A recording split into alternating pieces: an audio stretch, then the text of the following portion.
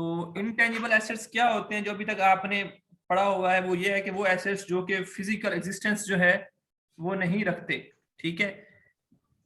is an asset is an identifiable non-monetary asset without physical substance, जो physical substance नहीं रखते, जो physical जो है वो एग्जिस्टेंस जो है वो नहीं रखते, ठीक है, उन्हें आप इनटेंजिबल एसेट्स कहते हैं।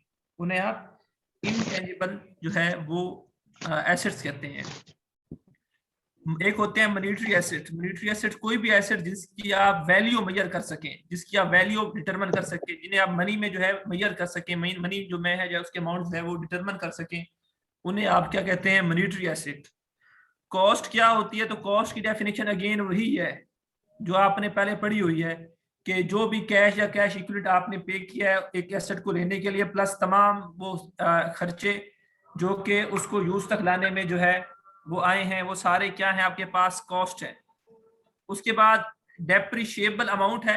तो डेप्रिशिएबल अमाउंट के बारे में आपको पता ही है, cost minus residual value. Cost minus residual value से आप क्या कहते हैं, डेप्रिशिएबल अमाउंट कहते हैं।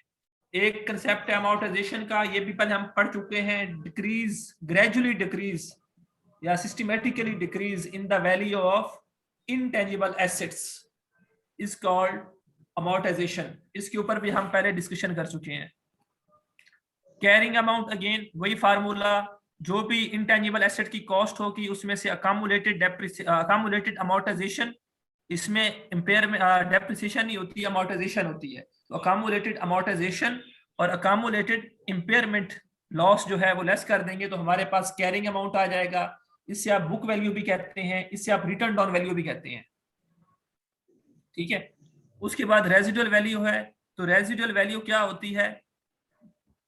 जो एसेट्स को जब हम डिस्पोज ऑफ कर लेंगे, उसका यूजफुल लाइफ गुजरने के बाद जब एसेट को हम जो है वो सेल आउट करेंगे, कहीं डिस्पोज ऑफ करेंगे, तो उस वक्त हमें जो रेवेन्यू जनरेट होगा, जो पैसे आएंगे, उससे हम क्या नाम देंगे, रेजिडुअल वैल्यू का। उसके बाद फेयर वैल्यू की बात करते हैं। तो फेयर वैल्यू अगेन वही डेफिनेशन जो हम पहले पढ़ के आए हैं, ठीक है, जो कि नॉलेजेबल लोगों के दरमियान विलिंग पार्टीज हों, ठीक है, उनके दरमियान आर्म लेंथ ट्रांजैक्शन हो, बड़ी फेयर ट्रांजैक्शन हो, उसे हम क्या कहते हैं, फेयर वैल्यू कहते हैं।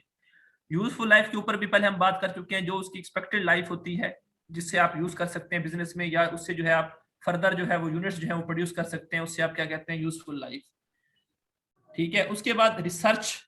रिसर्च क्या होती है? कोई भी एक इन्वेस्टिगेशन जो आप प्लान करते हैं, ठीक है, जिससे आप new methods, new scientific methods, ठीक है, या न्यू नॉलेज या न्यू टेक्निकल नॉलेज जो है वो आप जनरेट करना चाहते हैं, वो क्या कहलाती है, रिसर्च कहलाती है, ठीक है। और डेवलपमेंट क्या कहलाती है? जो रिसर्च आपने की है उसको जो है आप अप्लाई करें, उसको जो है आप अप्लाई करें, ठीक है, जो रिसर्च आपने की है उसको अप्लाई करना डेवलपमेंट कहलाती है। लेकिन अभी आपने उसे चीज को, सपोज आपने एक तरीका याद किया कि आप एक चीज जो है वो इस तरह से जो है वो क्या कहते हैं, उसको आप बना सकते हैं, मैन्युफैक्चर कर सकते हैं, ठीक है, ये मेथड है। इससे क्या होगा, कॉस्ट जो है वो कम आएगी, लेबर की कॉस्ट जो है वो कम आएगी, आप मशीनरी के साथ जो है ना ये चीज बना सकते हैं। ये आपने पहले रिसर्च की कि हाँ यार ये मशीनरी है, इस तरह से जब हम इसको एग्जीक्यूट करेंगे तो ये चीज बन सकती है।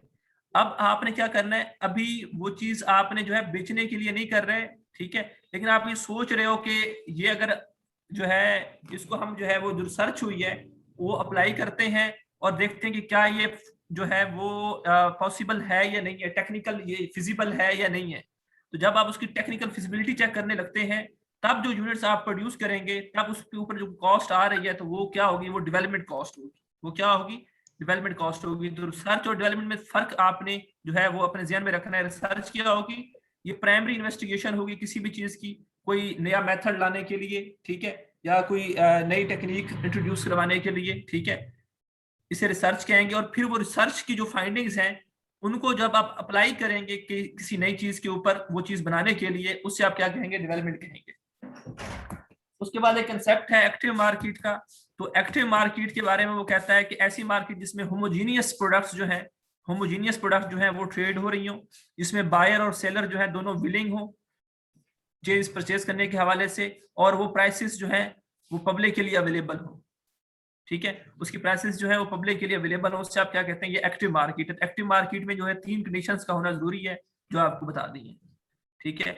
अब बात करते हैं कि इंटेंजिबल एसेट्स को रिकॉग्नाइज कब करना है। तो वो कहता है इंटेंजिबल एसेट्स को तब रिकॉग्नाइज करना है जब वो इंटेंजिबल एसेट्स की डेफिनेशन के साथ जो है वो मीट कर जाए, तब करना है। और जब जो है उससे फ्यूचर इकोनॉमिक बेनिफिट जो है वो प्रोबेबली जो है वो उससे एसोसिएट करते हो, तब आपने उसको रिकॉर्ड करना है।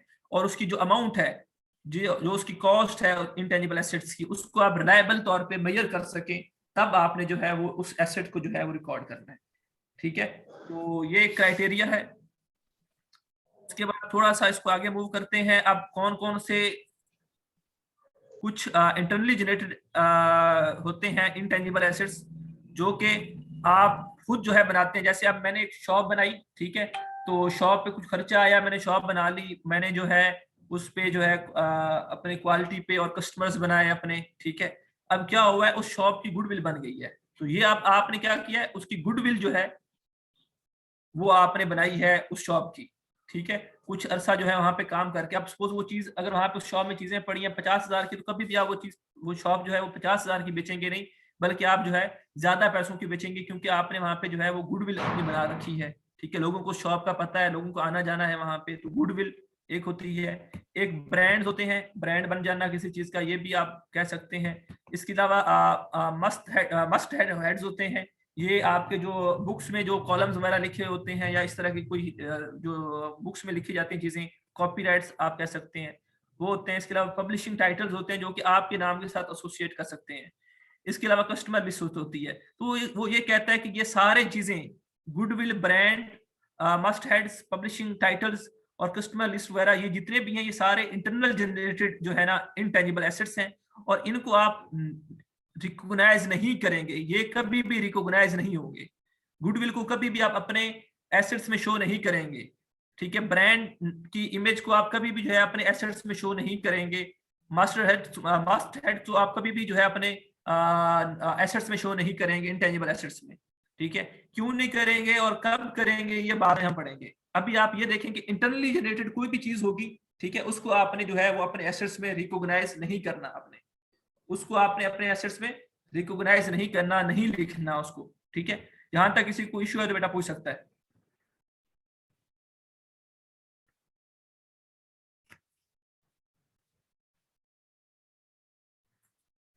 सर ये सेपरेट एक्विजिशन और जी ये बेटा, करने हैं सर, ये स्किप किया है दरमियान में sir.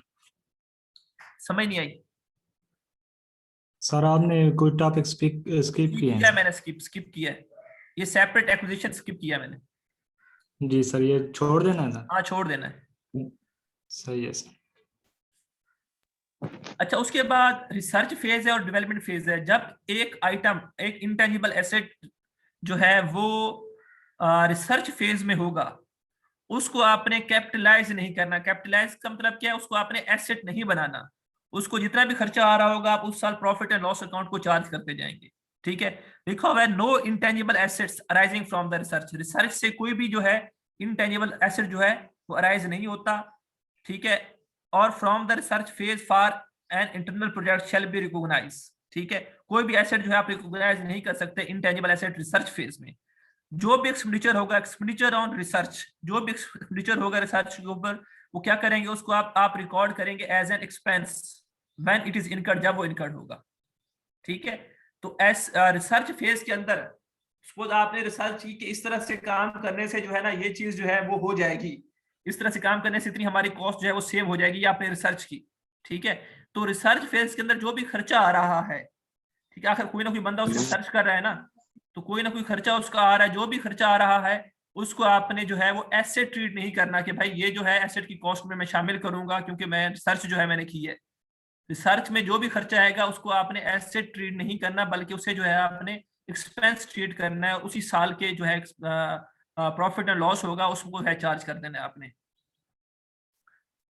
In research phase of an internal project, an entity can demonstrate that an intangible assets exist that will generate probable future economic benefits. Therefore, this expenditure is recognized as an expense when it is incurred. ठीक है, तो वो ये कहता है कि जो भी आप रिसर्च करेंगे अगेन, ठीक है, उसमें आप ये नहीं कर सकते, आप डेमोन्स्ट्रेट नहीं कर सकते उसको कि उससे जो है फ्यूचर में बेनिफिट्स हमें होंगे या नहीं होंगे। आप जस्ट रिसर्च किया आपने, उसके ऊपर अभी आपने फिजिकल जो है आपने काम नहीं किया कोई भी, ठीक है, तो वो श्योर नहीं है, कंफर्म नहीं है कि इससे फ्यूचर बेनिफिट्स होंगे कि नहीं होंगे। इसलिए हम इस एक्सपेंडिचर को जो है वो एज एन एक्सपेंस ट्रीट करते हैं जब वो इनकर्ड होता है, ठीक है। तो वो कौन कौन से एग्जांपल्स हैं रिसर्च एक्टिविटीज की, वो ये लिखी हुई है, आपने पढ़ लेनी है। कौन कौन सी एग्जांपल्स हैं रिसर्च एक्टिविटीज की, वो यहाँ पे लिखी हुई है, आपने पढ़ लेनी है। डेवलपमेंट फेज की बात करते हैं, जब वो रिसर्च हुई उससे जो आपने थ्योरी बनाई उसको जब आप अप्लाई करेंगे और जब आपको यकीन हो जाए, जब आपको यकीन हो जाए कि ये जो प्रोजेक्ट है हमारा, ठीक है, वो टेक्निकली फिजिबल है, या फिर आप कह सकते हैं, उसमें मैं पॉइंट्स लिखवा रहा हूँ, वो पॉइंट्स आप जल्दी से लिख लें साथ साथ।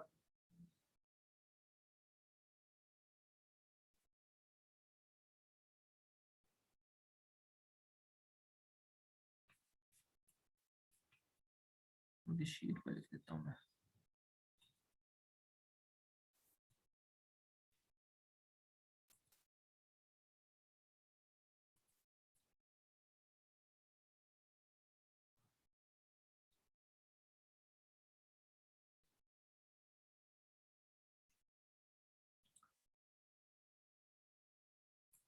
जब आपको लगे कि वो जो प्रोजेक्ट आप कर रहे हैं,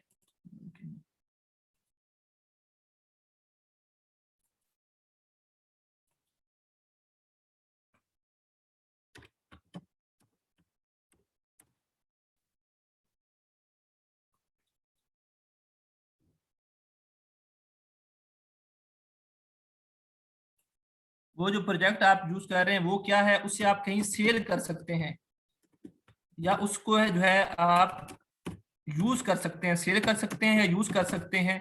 तब आप उसको कहेंगे कि ये आपका क्या है, डेवलपमेंट एक्सपेंडिचर है, ये क्या है, डेवलपमेंट एक्सपेंडिचर है। इसलिए आप दूसरा पॉइंट है कि अगर आपको लगे कि ये जो है ये कमर्शियली वाइबल है, आप इसको जो है कमर्शियली जो है वो यूज कर सकते हैं, या जो है मार्केट में कहीं ना कहीं इसको जो है आप बेच सकते हैं, ठीक है, तब जो है आप कह सकते हैं कि ये जो है ये आपका डेवलपमेंट एक्सपेंडिचर है। उसके बाद अगर जो है वो टेक्निकल फिजिबल हो, वो जो है आप काम जो कर रहे हैं वो टेक्निकल फिजिबल है, उसकी आप फिजिबिलिटी रिपोर्ट बनाते हैं, वो टेक्निकल फिजिबल आपको लगता है कि हाँ ये पॉसिबल है, ऐसे हम कर सकते हैं, ठीक है,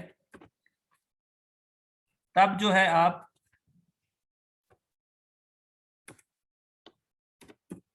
उसको डेवलपमेंट कॉस्ट कंसीडर करेंगे। और नेक्स्ट जो है मेरे पास वो है, आपके पास रिसोर्सेज हों उसको कंप्लीट करने के लिए, उस प्रोजेक्ट को कंप्लीट करने के पे आप करने के लिए रिसोर्सेज हों, जो कि टेक्निकल फिजिबिलिटी भी आ जाता है, ठीक है, तब आप उसको जो है एज अ डेवलपमेंट एक्सपेंडिचर जो है रिकॉग्नाइज कर सकते हैं। और उसकी जो कॉस्ट है उसको आप मेजर कर सकें, लायबल, ठीक है, लायबल जो है ना वो मेजर हो सके, ठीक है, उसके अलावा उससे फ्यूचर इकोनॉमिक बेनिफिट एसोसिएट कर लें, तब आप कहेंगे कि ये आपका पास क्या है, ये आपके पास जो है वो डेवलपमेंट एक्सपेंडिचर है। सर ये रिपीट कर दे, टेक्निकल फिजिबल। टेक्निकल मतलब कि उसमें कोई टेक्निकल इशू ना हो, कोई हवा में बातें ना की हो रिसर्च में आपने, सपोज ये भी कर देंगे तो वो इस तरह से करेंगे तो इतनी ज्यादा प्रोडक्शन हो जाएगी हमारी, नहीं, वो ऐसा पॉसिबल भी हो कि आप उस मशीनरी को या उस जो भी प्रोजेक्ट होगा आपको उसको आप अप्लाई करके उतनी ही बेनिफिट्स दे सकें जो कि आपने जो है अज्यूम कर रखे हैं या जो आप कह रहे हैं कितने होंगे। उसके लिए आपके पास हर चीज अवेलेबल और रिसोर्सेज जितने भी हैं आपके पास उसको कंप्लीट करने के लिए। Okay sir. उसके बाद ये डेवलपमेंट फेज हो जाएगी, और डेवलपमेंट फेज के बारे में एक चीज याद रखनी है, इसकी जो भी कॉस्ट, जब वो कहेगा कि ये हमें यकीन हो गया है कि ये हमारा जो है डेवलपमेंट एक्सपेंडिचर बन गया है, सर डेवलपमेंट इस पिछले के दो लास्ट पॉइंट रिपीट करने से, cost measure future reliable economic और बेनिफिट जो है उससे एसोसिएट करते हो, ठीक है, और कॉस्ट मेजर जो है उसके ऊपर जो कॉस्ट आ रही है उसे आप मेजर कर सकें, ये स्पेलिंग थोड़ा सा गलत है, उसके ऊपर जो कॉस्ट आ रही है उससे आप जो है मेजर कर सकें, और वो रिलायबिलिटी जो है ना मेजर हो सके। हर एसेट की डेफिनेशन में, हर कॉस्ट की डेफिनेशन में हम ये पढ़ते हैं पॉइंट, उससे आप रिलायबली मेजर कर सकें कि उसकी कॉस्ट वाकई इतनी बनती है।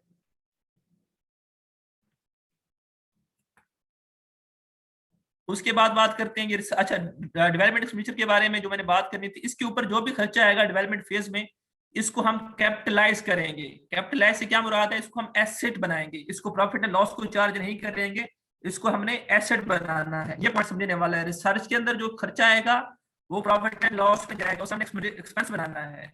और डेवलपमेंट के ऊपर जो एक्सपेंस होंगे उसको हमने क्या करना है, उसको हमने कैपिटलाइज करना है, उसको हमने एसेट बनाना है। ये दो पॉइंट इस डिस्कशन में जो है सबसे ज्यादा इंपॉर्टेंट है कि किसको एक्सपेंस बनाना है और किसको हमने जो है वो एक्सपेंडिचर बनाना है। उसके बाद आगे मूव करते हैं। ये एक एग्जांपल है, ये आपने ना, ये एग्जांपल्स नीचे गिवन है, ये आपने देख लेनी है, पढ़नी है इनको आपने ख्याल। वो जो बातें मैंने की हैं, रिलायबल मेजर हो, ठीक है, टेक्निकल और फाइनेंशियली तौर पर पॉसिबल हो, रिसोर्सेज आपके पास हो, सारी ये सारी वही पॉइंट्स हैं, ठीक है, इनको आपने एक दफा पढ़ लेना है। उसके बाद आगे चलते हैं। ये ई लिमिटेड है, is the process of developing and designing of a pilot plant before it can start commercial production. अपनी कमर्शियल प्रोडक्शन स्टार्ट करने से पहले वो जो है ना इस पे काम कर रही है, ठीक है, वो डिजाइन कर रही है पायलट प्लांट को, ठीक है। तो उसमें क्या हुआ है, during the year company spend, उस कंपनी जो स्पेंड किए कितने किए, 5 लाख इस प्रोजेक्ट पे। और describe the accounting treatment of expenditure, आपने एक्सपेंडिचर का अकाउंटिंग ट्रीटमेंट बताना है। If all the condition for capitalisation are considered to be met, अगर कैपिटलाइजेशन की सारी कंडीशंस जो थी वो, ये सारी कंडीशंस ये वाली जो हमने पढ़ी है अभी, टेक्निकल फिजिबिलिटी और सब कुछ, ठीक है, वो सारी मीट कर रही है, तो आप उस एक्सपेंडिचर का क्या करेंगे, उसको आपने एसेट बनाना है या एक्सपेंस बनाना है, बताएं। सर एसेट बनाएंगे। एसेट बनाएंगे। तो वो यही कहता है, as the above describe expenditure meet the recognition criteria so this shall be recognised as an intangible asset. इसको हम क्या करेंगे, एज एन इनटेंजिबल एसेट जो है ना वो कंसीडर करेंगे, क्योंकि ये सारा जो क्राइटेरिया था, ये 5 पॉइंट जो थे 6, ये सबको मीट कर रहा है, तो हम इसको क्या करेंगे, एज एन जो है हमारा इनटेंजिबल एसेट होगा, उसको हम जो है वो कंसीडर करेंगे। बाकी ये कुछ एग्जांपल्स हैं डेवलपमेंट एक्टिविटी। जी बेटा। सर अगर मतलब वो 4 क्राइटेरियाज को मीट कर रहा और 2 ना कर रहा तो फिर क्या सीन नहीं होगा, फिर वो इंटेंजिबल एसेट में नहीं आएगा, नहीं आएगा, फिर उसको हम एक्सपेंस के एक्सपेंस ट्रीट करेंगे, प्रॉफिट एंड लॉस में ट्रीट। Profit and loss. मतलब 6 के 6 मीट करना जरूरी है। जी जी बिल्कुल। अगर इनमें से सपोज वो रिलायबल मेजर नहीं है, आप उसकी वैल्यू मेजर ही नहीं कर सकते, तो आपका एसेट कैसे बन सकता है, या उससे फ्यूचर इकोनॉमिक बेनिफिट एसोसिएट ही नहीं करते, यस सर। ठीक है, तो वो आपके एसेट की डेफिनेशन पे फॉल नहीं कर रहा। तो आपने कुछ आगे उसकी एक्टिविटीज बताई हुई है, या आपने देख लेनी है, आगे इसको छोड़ दें। इसके बाद यहाँ पे आ जाए, cost of internally generated intangible assets, ठीक है, तो इसको आप पढ़ लें, देख लें। इसमें the cost of internally generated intangible asset is the sum of expenditure incurred from the date when intangible assets first meet the recognition area। तो वो कहता है इंटरनल जनरेटेड, जो आपने खुद इंटरनली जनरेटेड एसेट्स बनाने हैं, खुद बनाने हैं एसेट्स जो कि इंटेंजिबल एसेट्स हैं, तो उसमें आपने कौन कौन सी कॉस्ट शामिल करनी है। तो वो कहते हैं जिस डेट को आपको लगे कि ये क्राइटेरिया मीट कर रहा है इंटेंजिबल एसेट्स का, उसके बाद से जो भी कॉस्ट इनकर्ड होगी उस एसेट के ऊपर, उसको आपने जो है उस एसेट इंटेंजिबल एसेट की कॉस्ट का हिस्सा बनाना है। और इसमें कुछ कॉस्ट शामिल नहीं करनी, उसमें से सेलिंग एडमिन कॉस्ट जो है वो शामिल नहीं करनी। इसके अलावा कोई ऐसी कॉस्ट जो कि इनएफिशिएंट है या ऑपरेटिंग लॉस है, जो कि वो उस जो है एसेट को बनाने से पहले के ऊपर कोई आ रही है, तो वो आपने शामिल नहीं करना। कोई ट्रेनिंग स्टाफ की जो है कॉस्ट जो है एक्सपेंडिचर आ रहे हैं स्टाफ को ट्रेन करने के हवाले से, तो वो भी आपने इसको जो है शामिल नहीं करना, ठीक है। एग्जाम्पल उसने बता दी है। एक आप HS लिमिटेड है, ठीक है, वो एक डिजाइन तैयार कर रही है कोई, ठीक है, वो खुद बना रही है, ठीक है, उसमें जो है कॉस्ट ऑफ मटेरियल जो है वो इतना लग रहा है, उसमें डेप्रिसिएशन मशीनरी की लगेगी, लेकिन वो इस प्रोटोटाइप के लिए यूज नहीं की गई, वो इतनी है। वेजेस आप पे करेंगे जो कि इस प्रोसेस में एंगेज है लोग, उनको उनकी कॉस्ट इतनी है, डायरेक्ट एक्सपेंस इतने हैं और एडमिन एक्सपेंसेस इतने हैं। तो वो कहते हैं उस इंटेंजिबल जो प्रोटोटाइप आप बना रहे हैं उस इंटेंजिबल एसेट्स की कॉस्ट कितनी होगी, तो डायरेक्ट मटेरियल उसमें शामिल होगा या नहीं होगा? होगा सर। होगा। ये डेप्रिसिएशन है जो कि उस प्रोजेक्ट में यूज नहीं हुई, उसकी डेप्रिसिएशन बताई हुई है, ये शामिल होगी या नहीं? No sir. नहीं, क्योंकि ये उसमें शामिल नहीं, उसमें साथ डायरेक्टली एट्रीब्यूटेबल नहीं है। उसके बाद वेजेस आप पे कर रहे हैं जो कि उन लोगों को पे करें जो कि उसके साथ इंगेज्ड है, होगा सर ये। उसके बाद डायरेक्ट एक्सपेंस है, ठीक है, तो डायरेक्ट एक्सपेंस क्या होते हैं, जो उसके ऊपर आ रहे होते हैं, जो चीज आप मैन्युफैक्चर कर रहे हैं, जो कंस्ट्रक्शन जिसकी कर रहे हैं, इंक्लूड होंगे सर, इंक्लूड होंगे। Include admin expense no sir. ये वो नहीं नहीं। होंगे सर। तो ये जो आइटम्स आपने बताई हैं इन सब का टोटल करने, तो आपके पास ये उस एसेट की इंटरनल जनरेटेड एसेट जो है उसकी वैल्यू आ जाएगी। सर इसमें तो डेप्रिसिएशन लिखी हुई है। डेप्रिसिएशन क्यों लिखी हुई है? डायरेक्ट एक्सपेंस लिखा हुआ है। अच्छा, डेप्रिसिएशन लिखी है।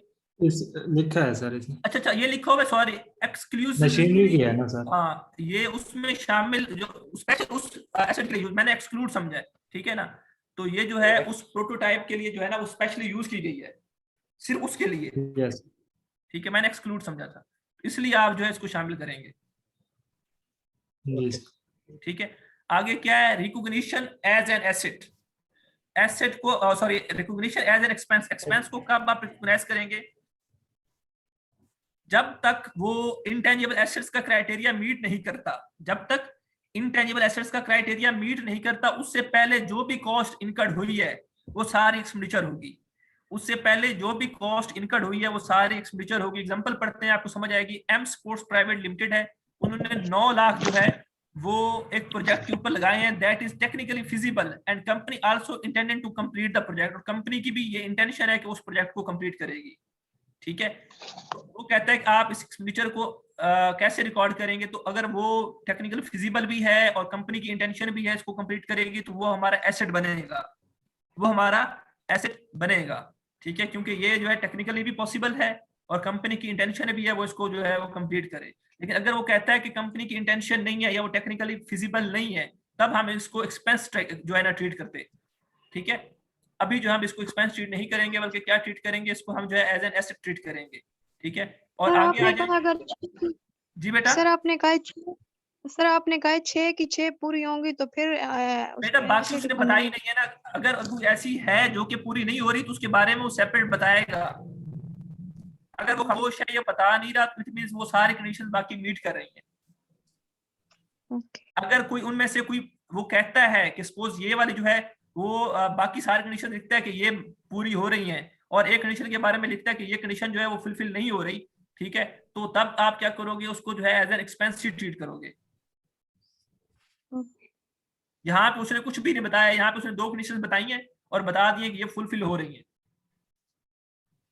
अगर वो कंडीशन फुलफिल नहीं होगी, if these conditions are not fulfilled, this expenditure should be recognised as an expense, तब हम इसको जो है वो एक्सपेंस ट्रीट करेंगे। लेकिन जब तक वो कंडीशंस मीट कर रही हैं, पूरी हो रही हैं, तो तब हम उसको जो है वो एज एन एसेट जो है वो ट्रीट करेंगे, ठीक है।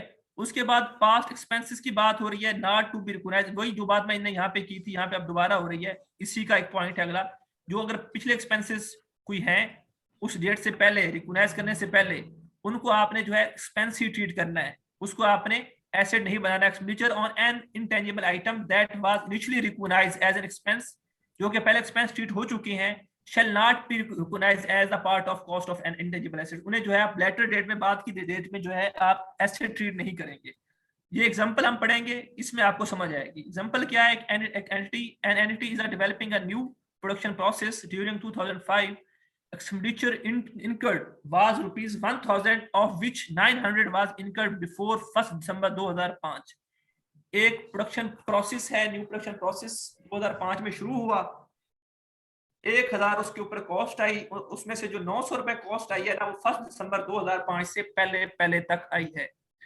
और 100 रुपए जो कॉस्ट आई है वो इनकर्ड हुई है कब? 1 दिसंबर के बाद और 31 दिसंबर से पहले, ठीक है। The criteria for recognition as an asset, जो एसेट को रिकॉर्ड करने का जो क्राइटेरिया है वो मीट हुआ है, ठीक है। कब हुआ है? 1 दिसंबर को। हाँ, eight 1 December 2005 the production process met the criteria for the recognition as an intangible assets। 1 दिसंबर को जो है वो क्राइटेरिया जो है वो मीट हुआ है। the recoverable amount of the know-how embodied in the process including, इसको छोड़ दें, पहले यहाँ तक पकड़ लेते हैं। तो 1 दिसंबर को जो है वो क्राइटेरिया जो है वो फिर पूरा हुआ है इंटेंजिबल एसेट्स का। 1000 रुपए टोटल कॉस्ट थी, 900 जो है वो 1 दिसंबर से पहले पहले आ गई है, और 100 कॉस्ट जो है वो 1 दिसंबर के बाद और 31 दिसंबर से पहले आई है। तो आप मुझे ये बताएं, 31 दिसंबर को आपने एसेट कितना रिकॉर्ड करना है और एक्सपेंस कितना रिकॉर्ड करना है? सर पर 900 100 होगा एसेट और 900 होगा एक्सपेंस। हाँ, तो ये अभी हमने यहाँ तक क्वेश्चन सॉल्व किया है। इसका आंसर पहले देख लेते हैं। At the end of 2005 the production process is recognized as an asset, intangible assets at a cost rupees 100, क्योंकि ये एक्सपेंडिचर उस डेट के बाद आया है, और rupees 900 expenditure incurred before 1 December is recognised as an expense. Clear है? Yes sir. यहां तक हमने सॉल्व कर लिया है। अब आगे बात करते हैं। The recoverable amount of the know-how embodied in the process, including the future cash flow to complete the process before it is available for use, is estimated to rupees 500. And during 2006, expenditure incurred is rupees 2000। ठीक है, 2006 में इस बात को भी फिलहाल आप